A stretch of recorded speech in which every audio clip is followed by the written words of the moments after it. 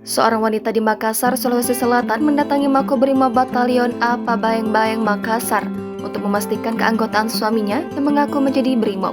Sang suami adalah Hairul, 30 tahun, warga Leko Bodong, RT 2 RW 4 Kelurahan Banteng, Somba Opu, Kecamatan Barombong, Goa. Wanita tersebut telah 5 tahun menikah dengan Hairul yang mengaku bekerja sebagai brimob. Bahkan, Hairul memiliki seragam dan kartu tanda anggota. Namun selama 5 tahun menikah, ada yang mengganjal karena gerak-gerik Hairul tak seperti anggota polisi lainnya. Setelah diperiksa, tidak ada nama Hairul di Makobrimob Batalion A Pabayeng-Bayeng Makassar dan dipastikan pria 30 tahun itu adalah anggota Brimob Gadungan. Setelah tahu status sang suami bukan anggota Brimob, wanita itu membuat laporan ke Polrestabes Makassar. Menurut Kasih Humas Polrestabes Makassar, Kompol Lando KS, petugas langsung mengamankan Hairul di Polsekta Tamaliti.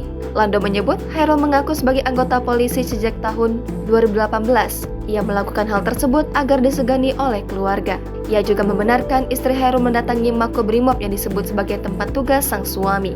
Lando menambahkan agar masyarakat selalu waspada terhadap orang yang tidak bertanggung jawab, yang mencari keuntungan dengan melakukan penyamaran atau memalsukan riwayat hidup, jabatan, atau status sosial sehingga tidak merugikan diri sendiri.